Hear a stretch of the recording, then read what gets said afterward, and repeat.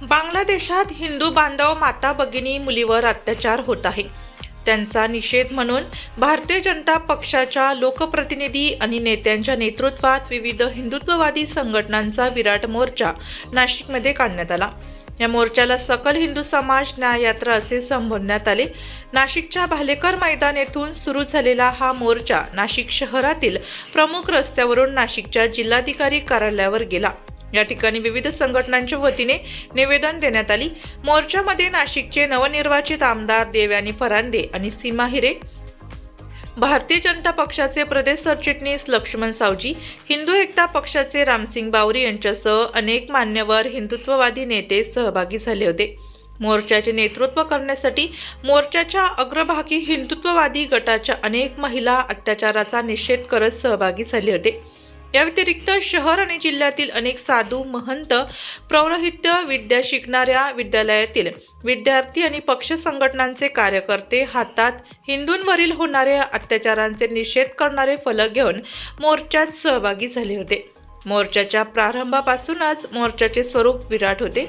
अल्पसंख्याक समाजाची वस्ती असणाऱ्या भागातून सुरू झालेला मोर्चा किंवा सकल हिंदू समाज न्याय यात्रेच्या बाबतीत कोणताही अनुचित प्रकार घडू नये याची मागील काही घटनांच्या पार्श्वभूमीवर नाशिकच्या पोलीस आयुक्तालयाने काटेकोरपणे खबरदारी घेतली.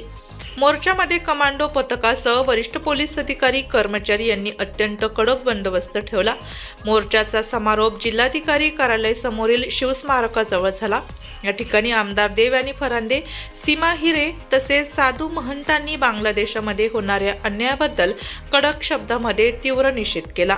मोठ्या प्रमाणात अत्याचार आणि अन्याय हे बांगलादेशात होत आहेत आणि त्यामुळे हिंदू लोक हे असुरक्षित तिथे समजत आहेत. परंतु या मोर्चाद्वारे सर्व हिंदू बांधवांनी एकत्र येऊन दाखवून दिलं की हिंदूंची ताकद काय आहे आणि तिथे त्यांनी कुठेही काही घाबरण्याचं कारण नाही आहे. कारण हे समस्त हिंदू बांधव हे ताकदीने त्यांच्या बरोबर उभे आहेत. या निमित्ताने मी सगळ्या हिंदू बांधवांना सांगेल, भारतवासियांना सांगेल की त्वरित आपण जे काय बांगलादेशातनं वस्तू ज्या आणतात किंवा घेतो त्याच्यावर सुद्धा आपण प्रत्येकाने बंदी आणली पाहिजे आणि कुठल्याही प्रकारे बांगलादेशातील लोकांना इथे थारा देता कामा नये आणि प्रत्येक हिंदूने पेटून उठून याचा प्रतिकार केला पाहिजे, निषेध केला पाहिजे.